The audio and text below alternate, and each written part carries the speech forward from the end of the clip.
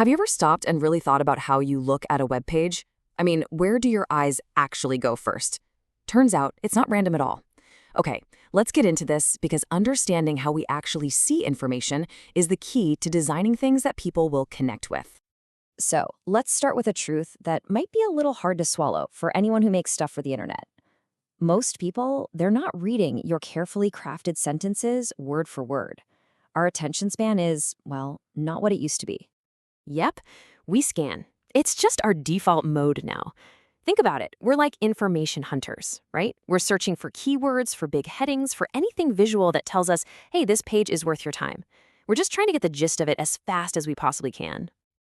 But if we're all just scanning, does that mean our eyes are bouncing around the page like a pinball? Nope, not at all.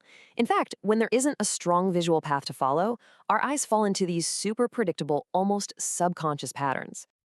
Think of these as the autopilot modes for our eyes. You know, when a page doesn't really grab you and tell you where to look, your brain just kind of takes over and follows one of a few well-worn paths to figure out what's going on. And the two big ones are the F pattern and the Z pattern. So for a really text-heavy page, like an article, we tend to follow an F shape. We scan across the top, then do another shorter scan right below it, and then we just kind of trail off down the left side. But for simpler pages with more images, we default to a Z pattern. We go across the top, then cut diagonally down and across, and finish with a final scan along the bottom. And this quote right here, this is the whole point. These patterns aren't rules you should design for. They're actually symptoms of a design that's, well, a little weak. They're what happens when the designer doesn't give our eyes a better, more interesting path to follow. So the goal is to break the pattern. So how do we break out of those default modes? Well, we do it by creating a deliberate path for the eye. This is the whole art of visual hierarchy, and it is, without a doubt, the most powerful tool a designer has for making sure a message actually lands. To put it simply, visual hierarchy is all about making the most important thing look like the most important thing. It's a set of visual clues that basically tell the viewer, hey, look here first, then look over here, and then here. And designers have a whole toolbox to make this happen, from making a headline gigantic to using a super bright, contrasting color for a button they want you to click. And this is the secret weapon. A single, really dominant element, whether it's a huge photo, a massive headline, or a bold piece of data, can completely override those lazy F and Z scans. It acts like a visual magnet, just pulling your eye in and saying, psst, the story starts right here.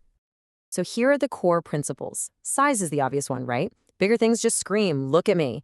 Bright colors grab your attention. High contrast makes things pop off the page. And you can't underestimate white space. Giving something room to breathe actually makes it feel more important. And finally, repetition creates a kind of visual rhythm that ties related ideas together. Okay, so let's get practical and apply all this to something we see all the time: infographics. A really great infographic isn't just a jumble of charts and icons. It's a visual story that uses that hierarchy to lead you to a single powerful conclusion. Here are 4 rules to live by. First, have one big, crystal clear point. Second, stick to the rule of 3. A simple palette of 3 main colors and a trio of fonts for your header, body, and little accents. It just keeps things looking clean and pro. Third, love your white space. It guides the eye. And finally, make your hierarchy so obvious that the most important fact just smacks the viewer in the face instantly. And why does this matter so much? Well, get this. People remember a staggering 80% of what they see and do, but they only remember about 20% of what they read. So yeah, visuals aren't just pretty decorations, they are literally the best way to make information stick in someone's brain. You know, creating a powerful visual hierarchy isn't just about making things look cool, it's also about making them work for absolutely everyone.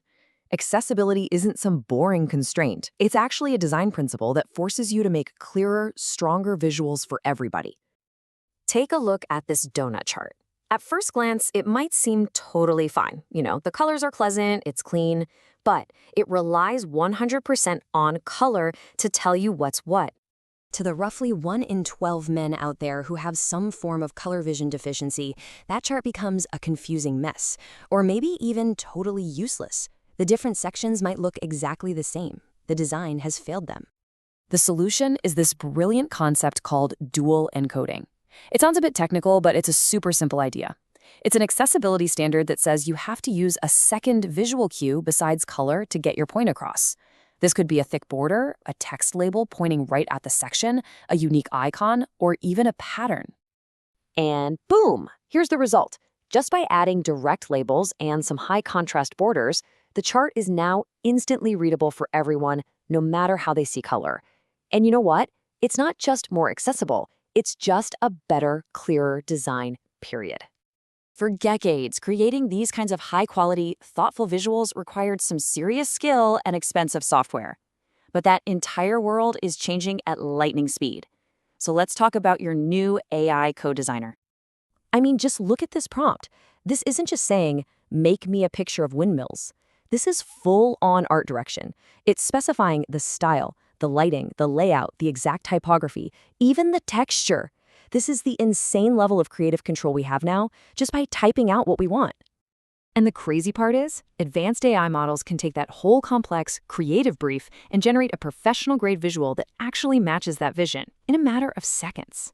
The gap between an idea and actually making it is just collapsing. This timeline really puts it all into perspective. We went from drawing everything by hand to learning complex digital software, and now we're just stepping into this era where the main skill is just being able to articulate a clear, creative vision in your own words. So we've gone from understanding how our eyes actually work to learning how to guide them to realizing we have these unbelievably powerful new tools right at our fingertips, which really leads to one final and I think really important question. If creating compelling professional visuals is becoming this easy for everyone, what's the important story that you're going to tell?